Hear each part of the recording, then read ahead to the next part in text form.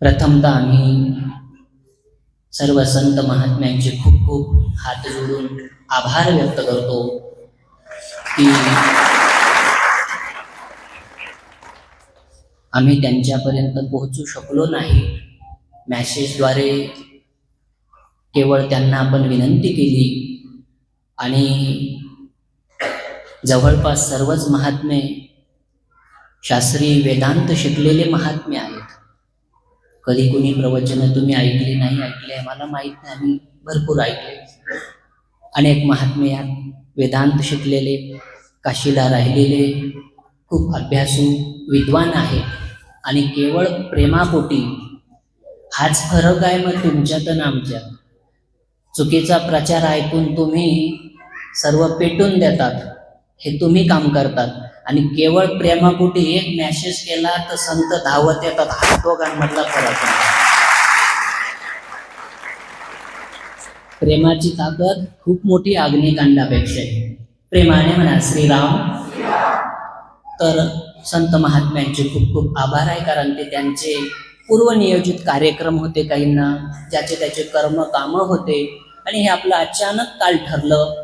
यामध्ये मोठी भूमिका, मोठं प्रेम संत ज्ञानानंदजी महाराजांनी निभावले आणि अचानक हा योग जुळून आला या ठिकाणी. आणि तरीही इतके संत महात्मे अचानक का होईना या ठिकाणी आपल्या सांत्वनेसाठी आलेत, म्हणून पुन्हा पुन्हा त्यांचे खूप आभार. तुमचेही सर्वांचे आभार. पत्रकार बंधू सर्व आलेत, त्यांचेही आभार. संख्या जरा कमी झाली, कारण आपला सत्संगाची सवय रात्रीची असते सगळ्यांना, म्हणून सुरुवातीला 5-6 वाजता आपण ठेवलं होतं. परंतु संत महात्म्यांना लांब लांब जायचंय, चक्क त्र्यंबकेश्वर सारख्या ठिकाणाहून खूप दुरून दुरून आलेले आहेत. स्वाभाविक होतं, त्यांना वेळ होणार होता. आणि सकाळी ठेवलं तर मुंगसापूर गावामध्ये वर्ष श्राद्ध, आणि त्यात बाबाजींचे जुने शिष्य असलेले कैलास अण्णा गोडसे, जे डोंगरापासून बाबाजींच्या सेवेत होते, काल ते वारले.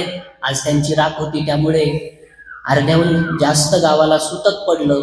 जवळपास 1.5 गाव या ठिकाणी येऊ शकलं नाही, आणि बाहेरून अजून आले असते तर त्यांना समाचार पोचला नाही, कारण अचानक ठरला कार्यक्रम 24 तासात.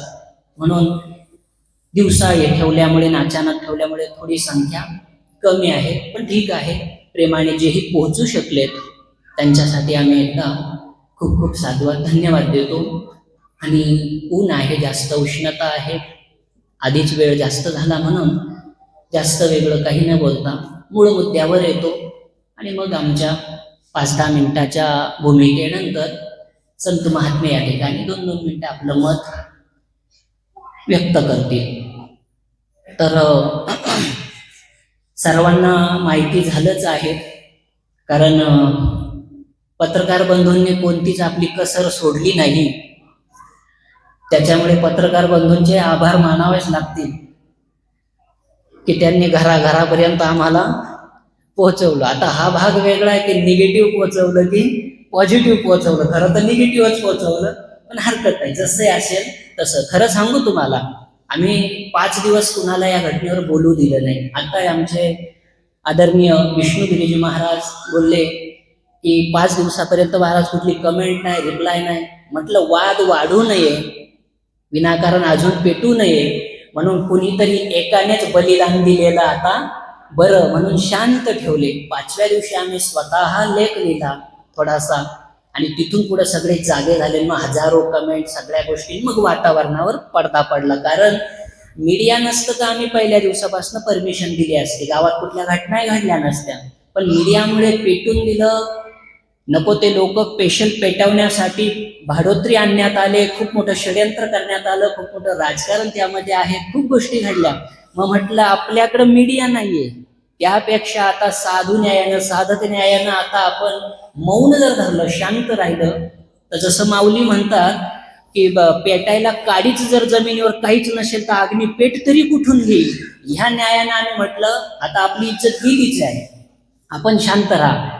आणि आम्ही मग 5व्या दिवशी मॅसेज दिला, काळजी करू नका, 22 कॅरेट सोनं उलट निंदा केल्यानं आता 24 कॅरेट होऊन उजळेल.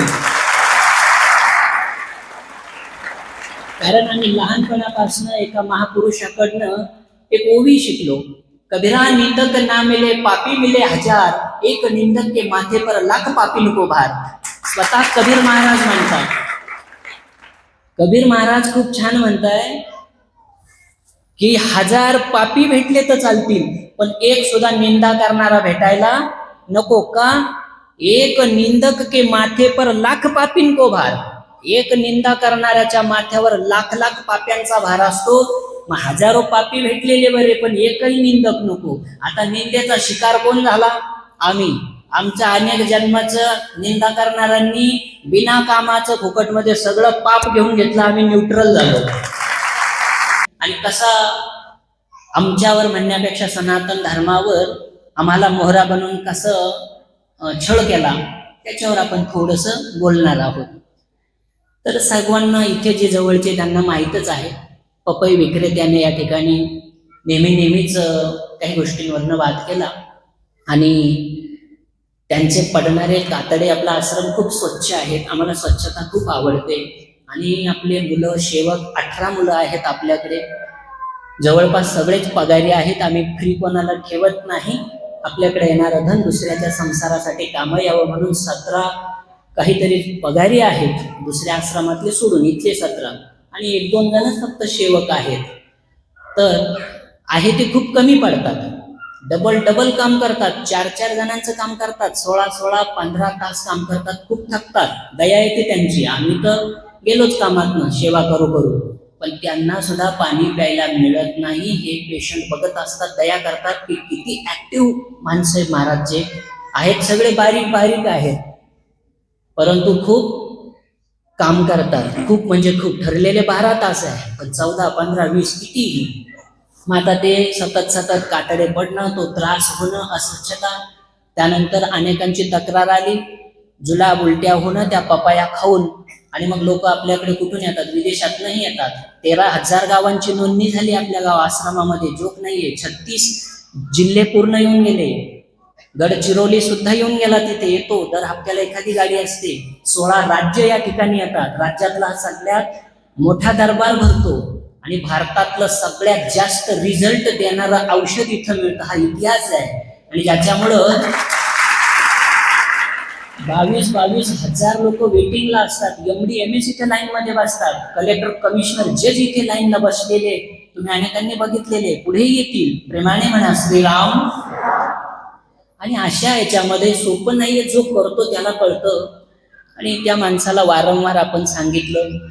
रात्रीही आम्ही स्वतः कॉल करायला सांगितलं, तर माहिती आम्ही, तुम्हाला माहिती 16 वर्ष झाली आम्ही स्वतः कॉलवर बोलत नाही. खूप झालं तर व्हॉट्सअप मेसेज. आणि आमचा संकल्प आहे मृत्यूपर्यंत बोलणार नाही. अगदी कुणी म्हटलं महाराज तुम्हाला थोड्या वेळाने फाशी आहे, फोनवर नाही बोलले तर आम्ही फाशी स्वीकारू, बोलणं स्वीकारणार नाही. हा आमचा संकल्प आहे. म्हणजे याच्यामुळे आम्हाला सेवकांना सांगावं लागतं, कॉल करा.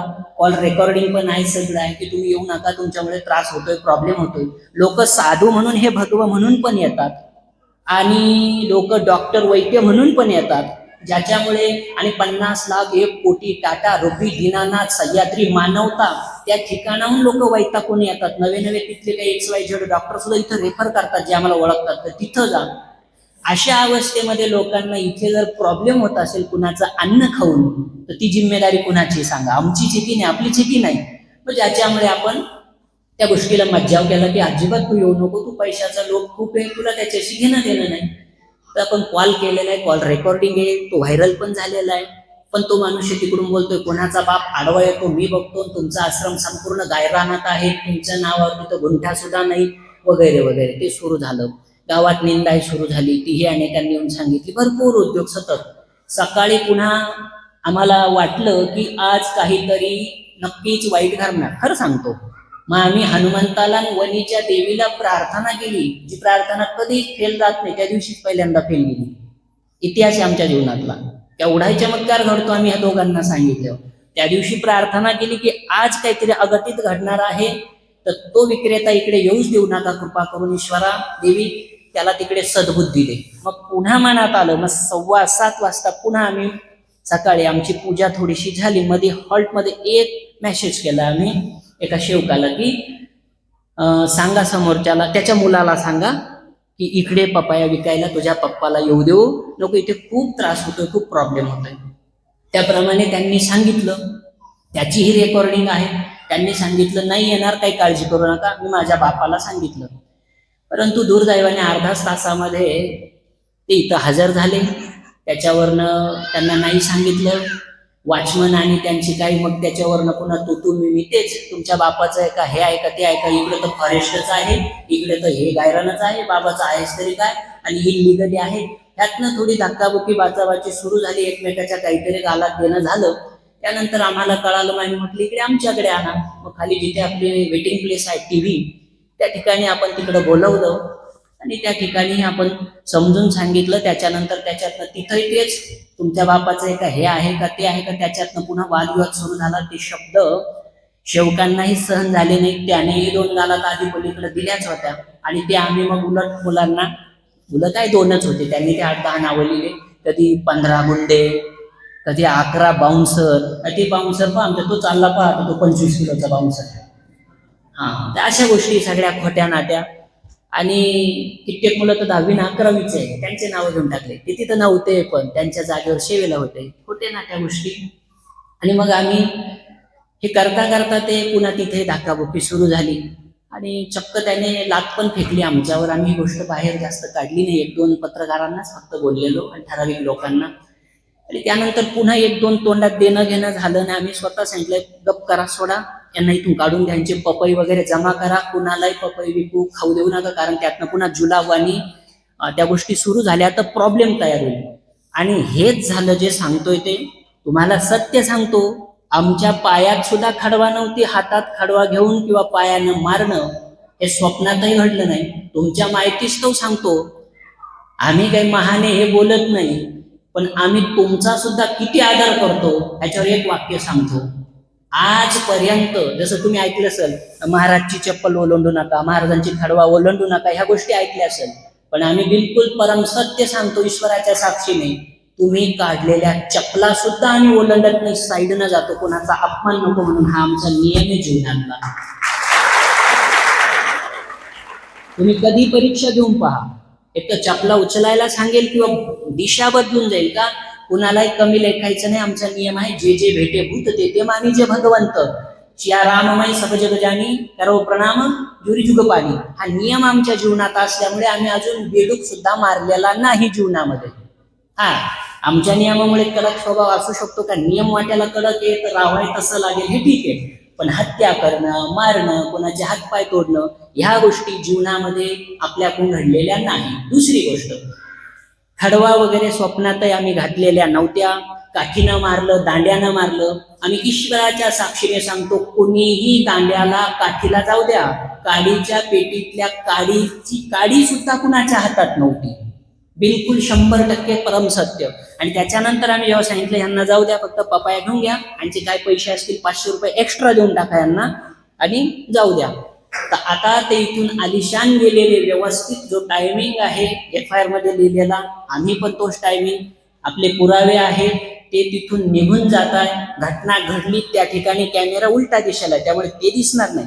पण घटनेच्या नंतर मनुष्य किती आलिशान तुमच्या आपल्यासारखा नॉर्मल नॅचरल चालत जातोय हे प्रत्यक्ष व्हिडिओ तुम्हाला दाखवायचा आहे. त्याच्यामुळेच तर त्या ठिकाणी खास असे कोणतेही कलम त्या ठिकाणी लागले नाही. जे लागले त्याच्यातही काही अर्थ नाही आहेत. अशा पद्धतीचे कलम का घटना काही कामाचीच नाही. माझं तुम्ही म्हणाल ते पाठीला कोणी मारलं, ते आता त्यांना विचारावं लागेल. आम्हाला पुढचाही घटनाक्रम माहिती आहे, तिथून कुठे गेले, इथे कुणाला भेटले, त्याच्यानंतर काय सांगितलं, पुन्हा पुढे एक ठिकाण आहे घर, तिथं भेटले, तेही पुरावे इथं बसलेले सगळे. त्यानंतर मग गावात गेले, हॉटेलात चहा पिले, त्याच्यानंतर घरी गेले, घरी गेल्यावर जेवण केलं, पत्नीनं जेवण वाढलं, त्याच्यानंतर थोड्या वेळानं पुन्हा चहा पिले आणि मग नातगांना सांगितलं असा असा वाद झाला. ते मग हॉटेलही बांधता येत नाही आपल्याला, हॉटेल बांधायचं महाराज ते बांधू देत नाही, लॉजिंग बांधू देत नाही, आता हे पपया विकू देईना नाही. आणि ते पपईचं निमित्त करून मूळ लॉजिंग आम्ही बांधू दिलं नाही. त्यांनी याच ठिकाणी समोर जी जमीन तुम्हाला पलीकडे दिसते 10 गुंठे जमीन भावड्या नाईक नावाच्या माणसाकडून घेतलेली. आता ते इथं कुठे असतील, त्यांना कधी बोलावतील साक्षीसाठी. 10,000 रुपये महिन्याने त्यांनी 100 रुपयाच्या बॉन्डवर जमीन लिहून घेतली. इथे त्यांना लॉजिंग बांधायची होती, जिला आम्ही नकार दिला, कारण दारू पिऊन येतील, कारण हे ज्याने फिर्याद केली हा स्वतः दारू पितो, हा ड्रिंकर आहे. आश्रमामध्ये दारू कशी चालेल? 100 गाड्या रोज येतात, दुनियाभरच्या येतात, चांगले येतात, सात्विक येतात. इथं ते करून कसं चालेल आम्हाला? त्याच्यामुळे आम्ही तो मज्जाव केला, त्याचा बदला हा इकडे निघाला. आणि मग पाठीला त्यांनी निशाण बनवून घेतले, ते कॅरेटचे निशाणे तसं, हो ते कॅरेटचे निशाणे तसंही ते स्पष्ट अनेकांच्या लक्षात येत आहे.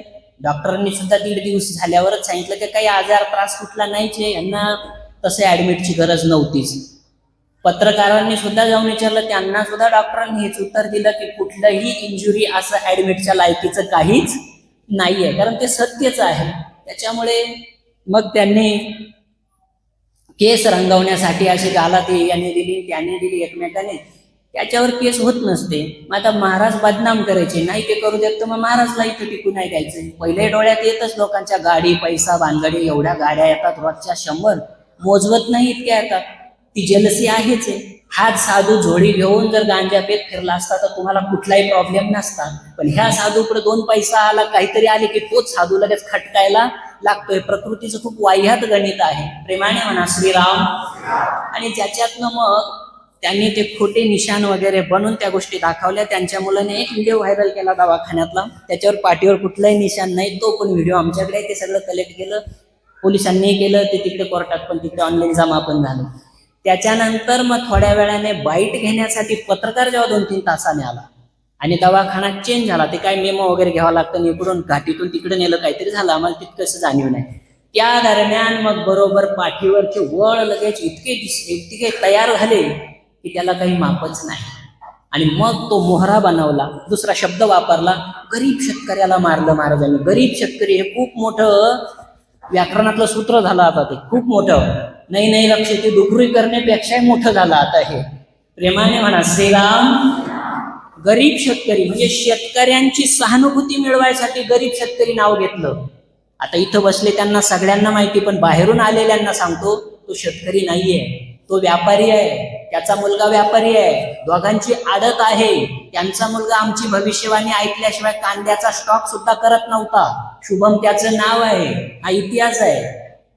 त्याच्यानंतर तो गावातला उपसरपंच होता, ते काय पंचायत समिती, जिल्हा परिषद, ते सगळं लढलेला व्यक्ती आहे. आणि आता जेहूर गावामध्ये इलेक्शन आहे, बायको इलेक्शन उभी करायची आता लगेच 2 महिन्यांनी, हे तुम्हाला सांगतो. गरीब शेतकरी वगैरे काही नाही, पण तो शेतकरी संघटना काहीतरी असते, त्याचा तो सदस्य असल्यामुळे त्याचा गैरफायदा घेऊन आम्हाला पूर्ण डॅमेज केलं. त्याच्यानंतर XYZ व्यक्ती मुंबईवरनं स्पेशल बोलवला, मी इथं नाव घेत नाही काही कारणाने, तो माणूस स्पेशल सनातन विरोधी आहे, तेवढ्यासाठी बोलवलं. आणि त्यांच्या मग आयडिया, हे जाळपोळ करा, निषेधचे बोर्ड लावा, कुठेतरी आंदोलन करा, म्हणजे आश्रमातले आश्रम डॅमेज होईल, नाव खराब होईल आणि यांना जेल होईल, आपला विजय होईल. आणि 500 रुपये रोजाना चक्क दारुडे रोज इकडे तिकडे मळ्यात. महाराजांना सपोर्ट नाही करायचा, महाराजांना इकडे हे नाही करायचं, ते नाही करायचं. या खूप गोष्टी घडल्या आणि यामध्ये सगळ्यात जास्त रोल निभावला तो मीडियाने. म्हणून मीडियावर आम्ही खूप नाराज आहेत की संविधानने सगळ्यांना अधिकार दिलाय, पण खूप मोठं दुर्दैव आहे की संविधानने सगळ्यांना समान हक्क दिलाय, सत्याचा हक्क दिलाय. आम्ही साधू लोक बघा ना, आतून आमचा वेद धर्म पालन करतो आणि बाहेरून आम्ही संविधान पालन करतो, दोन्ही गोष्टी आम्ही सांभाळतो. तुम्ही मात्र फक्त संविधान सांभाळता, तेही अर्धवट सांभाळता. घटना जर 2 व्यक्तींच्या मध्ये घडली तर पत्रकाराचं हे कर्तव्य नाहीये का की दोघांना जाऊन विचारणं की खरंच काय घडलं होतं आणि नाही? त्याचा कुठलाही विचार न करता एकतर्फी बातमी चालवली, त्याची पाठ दाखवायचे आणि ते चालवायचं. अरे पण ज्याने पाठ रंगवली, खरंच काय काय घडलं त्याला जाऊन तर विचारा की महाराज खडवासं खरंच पाठीवर काय म्हणे नृत्य केलं, कालिया नागन आम्ही कृष्ण, जमीन कमी पडली होती आम्हाला नाचायला, येऊन तर विचारते कमीत कमी की खरेच असं काही झालं का? पण कुणीही विचारलं नाही. आणि भयंकर ते चर्चा सुरू गेली मीडियामुळे. आणि आम्ही बघितलं, वाईट तर खूप वाटलं. खोटे व्हिडिओ बनवले, मग त्याच्यातनं तर खूप वाह्यात गोष्टी पुढे सुरू झाल्या. जमीनच नावावर नाही, जमीन तर नावावर आहे आमच्या, काही गायरान आहे. गायरान शब्दामध्येच गायरान आहे, म्हैसरान नाही म्हटलंय. गायीसाठीच गायरान असतं, त्यालाच गायरान म्हणतात. त्याच्यात गायीची गौशाळाच बांधलेली आहे, काहीच अडचण नाहीये. आणि इथे समोर दिसतं हे 400 एकर गायरान आहे, प्रत्येकानं ते काढलेलं आहे. आमच्याही नशिबात जे आलं ते आम्हाला मिळालं. काहींना उतारे मिळाले, काहींचे मिळायचे बाकी आहे. नाही मिळाले आम्हाला त्याचा लोभ नाहीये. आजही जे गायरानं ते पाडून टाकलं त्याचंही दुःख होणार नाही. अपेक्षा एकच राहील की सगळ्यांचं काढा, एकट्या महाराजचं काढू नका. का स्वार्थासाठी, संसारासाठी जर संसारी मनुष्य काही करू शकतो, काढू शकतो स्वतःसाठी, मग साधू तर दुसऱ्यासाठी करू राहिला, त्याला का वापरू नाही शकत तो?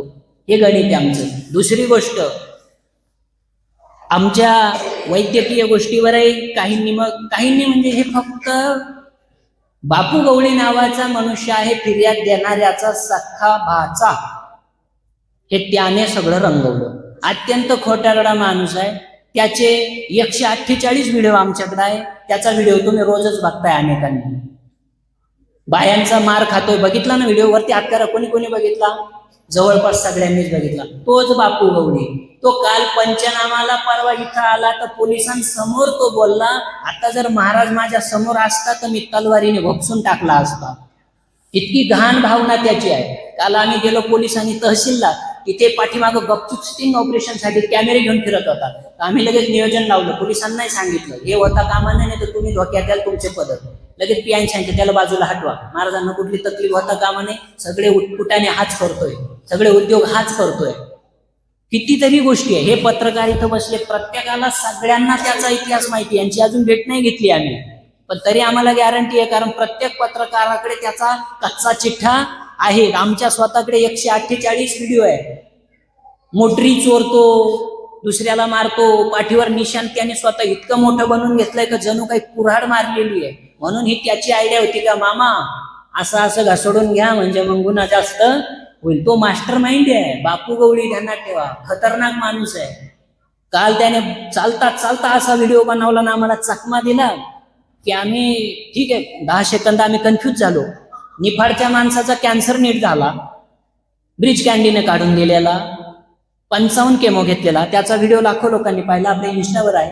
आणि त्या माणसाचा व्हिडिओ याने कट केला आणि दुसरा एकदम आता जाईल थोड्या वेळात असा मनुष्य बायो लावलेला पडलेला तो दाखवतो, निघून फोन करतोय, हा बापू तो म्हणतोय ते महाराजांकडे तुम्ही गेले होते मग नीट झाले होते असं त्यांनी टाकलेलं आहे, हे खरं आहे का? समोरचा म्हणतो नाही नाही अजिबात खरं नाही, एकदम बेकार औषध आहे, काहीतरी त्याच्या ड्रग्ज आहे, ते घेतल्यानं आमचं पेशंट जास्त कामात न गेलं. आम्ही म्हटलं शक्यच नाही, बंद कर व्हिडिओ. आणि त्याचं नाव नंबर आमच्याकडे रेकॉर्ड असतं महाराजजी सगळं. लगेच निफाडला सोनेवाडीला कॉल केला आणि विचारलं. ते म्हटले महाराजांना सांगा तोंडातनं रक्त पडत होतं, माझ्या मुलीचं लग्न सुद्धा मी लवकर करून घेतलं त्याच्या पायी, कारण मी मरणार होतो, पण आज नातूपोतू झाले, मी एकदम महाराजांमुळे व्यवस्थित आहे, मला कोणाचाच फोन आला नाही, हे जे बनवलं ते डुप्लिकेट बनवलं. 100 मध्ये 95 ते 98 पेशंट ठीक होतात. आम्ही काही परमेश्वर नाही प्रत्येक ठीक व्हायला, पण 98 ते 95 ठीक होणं हे सुद्धा भारतात एवढा मोठा नीट होण्याचा रेशो कोणाकडेच नाही. स्वतः रामदेव बाबा किंवा कोणाकडे नाही, गॅरंटीने सांगतो. अगदी 100% आम्ही सिद्ध करून देऊ. म्हणून हे असे फुटाने रिकामे लोक, हा जे 2-3 जण यांनी हे हातात घेतलं की जेणेकरून पेशंट बंद पाडायचे. मग शेवटी मग आमच्या याच्यावर आलं की महाराजांना अधिकार आहे का आयुर्वेदाचा? म्हटलं प्रमाणपत्र दाखवतो, सर्टिफाईड चिकित्सक आहे, जोधपूरचा, राजस्थान, आम्ही वैद्य आहे की नाही, आमच्याकडे डिग्री आहे की नाही आयुर्वेदाची. त्यानंतर आमचं जेही आम्ही बनवतो ते त्याच्यामध्ये मग तो एक पत्रकार जॉईन झाला दुसरा. तसा तो युट्यूबर आहे, पत्रकार नाहीये, पण खूप मूर्ख आहे. त्याचं नाव त्रिशूळ पाटील. या मूर्ख माणसाने मागे एक व्हिडिओ बनवून आम्हाला बदनाम केलं की मराठ्यांवर भुंकणारा साधू असं लिहिलं, आणि खुशाल कमेंट करतात खाली लोक. माणसांमध्ये जागरूकता असली पाहिजे की याने जे बोललं त्याला काही अर्थ नाही. पहिले तर आपण तपासतं घ्यावा का महाराज खरंच मराठ्यांवर काय बोलले, कुठे तो व्हिडिओ तो पहिले दाखव, आम्हाला ऐकू दे, मग घाला शिव्या. पण पत्रकारांची ही खूप मोठी चूक आहे, आणि अर्धवट ऐकणाऱ्यांची पुन्हा अजून दुसरी चूक आहे, ज्याच्यामुळं हा अध्यात्म नष्ट होऊ राहिला, सत्याला प्रॉब्लेम होऊ राहिले, लोक जेलमध्ये जाऊ राहिले. आम्ही सुप्रीम कोर्टाचे केस सॉल्व्ह करतो, आमच्याकडे हायकोर्ट सुप्रीम कोर्ट रोजच येतात, कोणी कोणी रडत. लक्षात घ्या, आत्महत्या करू राहिले, काही जेलमध्ये जाऊ राहिले. कारण मीडियाने एकदा बदनाम केल्यानंतर माणसाला जगायची इच्छा होत नाही. म्हणून मीडियानं विचार केला पाहिजे की किती जन्म आपल्याला नरकात जावं लागेल ह्या चुकीच्या कामापायी किंवा पैसे घेऊन चुकीची बातमी देण्यापायी. प्रेमाने म्हणा श्रीराम.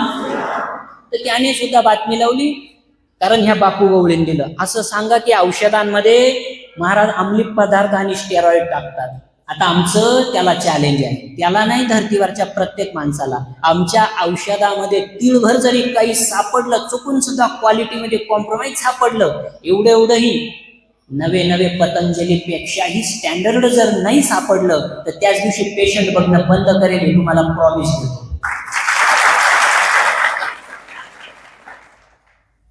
त्याच्यानंतर काही गोष्टी पैशावर येतात.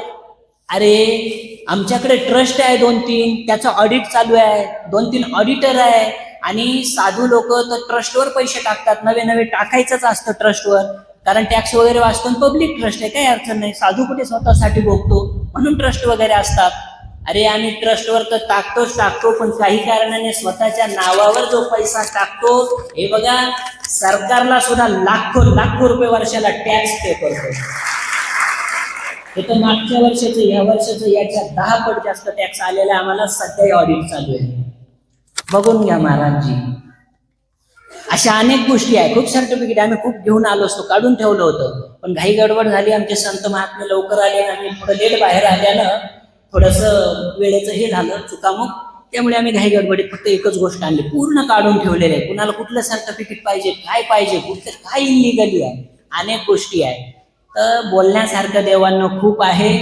बदनाम तोच केला जातो जो मोठा बनतो, चांगल्या कार्याला बनतो. जो एकदम तुच्छ कार्य आहे त्याला कोणी विचारत नाही, लक्षात ठेवा. पण याच्यामध्ये आम्ही सनातन धर्मातले आहोत, तुम्ही सनातन धर्मातले आहोत. मोहरा निमित्त मात्र तुम्ही महाराजला बनवताय, पण मग बदनाम काय होतं? सनातन धर्म, हिंदुत्व बदनाम होतं. कलियुग आहे, वाईट गोष्टी घडत चालल्या आहे, धर्म संपण्याकडे निघालाय, अधर्म वाढत चाललाय. आपण टिकवणं जरुरीचं आहे, त्याच्यासाठी महत्वाचं आहे. आमची धडपड पेशंटसाठी नाहीये. पेशंट तर आता तुम्ही बसा आमच्या मुलांजवळ, बघा जे 2,500-3,000 हजार कॉल येतात, पदर पसरतात, पदर शिव्या शाप देतात ज्यांनी घडवलं त्याला, की आमचं पेशंट चालायला लागलं होतं, आमचं पेशंट नीट झालं, आमचं पेशंट खायला लागलं होतं, त्या नालायकांचा नाश हो, कोण येते त्यांच्यामुळे बंद पडलं, आमचं पेशंट पुन्हा सूज यायला लागली, डायलिसिस बंद झाली, तर ट्रीटमेंट अपुरी राहिली ना. सगळे वेटिंगला आहेत, 22-22 हजार पेशंट वेटिंगला. जोक नाहीये, विचार करा तुम्ही. आम्हाला काही नाही, आम्ही याच्या पलीकडचं एक वाक्य बोलू, दुःख तर तुम्हाला होईल, गवा मिळती किडे रगडले जाईल. आम्ही तर आताही हे सगळं सोडून निघून जायला तयार आहे. तसाही तुम्हाला माहिती, आम्ही त्यागीचे, या वस्त्राची सुद्धा गरज नाही, आम्ही असं संपटी आहे. मग कधीही जायला तयार आहे, काही सब्जेक्ट नाही. पण त्रास कुणाला होईल? तुम्हाला होईल. ज्यांची सद्भावना आमच्याशी जुडलेली ती लाखो लोक आहेत. इथं आज कमी आले म्हणून असं नाही की आपले एवढे आहे, तुम्हाला चांगलं माहिती आहे. लाखो भाविक जोडलेले, आणि ईश्वर कृपेने आम्ही खूप भयानमधलं भयान एखादा अपवाद सोडलं तर ईश्वराच्या कृपेने आम्ही पेशंट ठीक करण्याची क्षमता आमच्या हातावर हस्तरेखाच तशी आहे. ध्यानात घ्या, कुठली कला आम्हाला आपोआप प्राप्त होते, ही ईश्वराची कृपा आहे महादेवाची मागच्या जन्मामुळे. पण तो प्रसाद वाटूनच 6 लाख नीट केले, जोक नाहीये. एकट्याने इंडिव्हिज्युअली प्रत्यक्षात भेटून बसून चिकित्सा करून 6 लाख ठीक करणं ही साधारण गोष्ट नाही. आणि अजून आमचं वय, आम्हाला आयुष्य माहिती, आमचा मृत्यू कधी आम्ही बोलून दाखवलंय तुम्हाला अनेकांना माहिती आहे. असं असताना आम्ही याच्या कितीतरी पट अजून आमच्यात नीट करण्याची ताकद शिल्लक आहे, हे लक्षात ठेवा.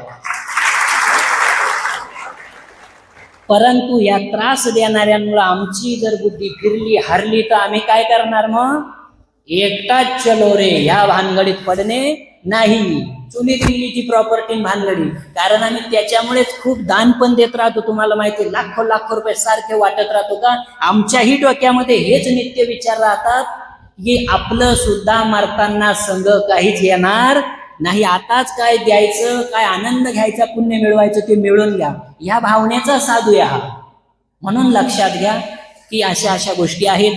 1 मिनिटामध्ये तुम्हाला आता तो माणूस कसा आश्रमातनं सही सलामत गेला तेवढं 2 टीव्हीवर दाखवतो. टीव्ही वाले रेडी, आणि झालं की आम्हाला इशारा करा. तेच नंतर टीव्ही इकडे फिरवा, आमच्या संत महात्म्यांना सुद्धा ते बघू द्या, आणि हे बघून तुम्ही सांगा का इथून उचलून नेलं, ऍडमिट केलं, ब्लडिंग झालं आतून, ह्या ज्या खोट्या नाट्या गोष्टीचा प्रचार केला, तुम्हाला ते दृश्य बघून असं 1% तरी वाटतं का सत्यता त्या माणसाच्या बोलल्यात?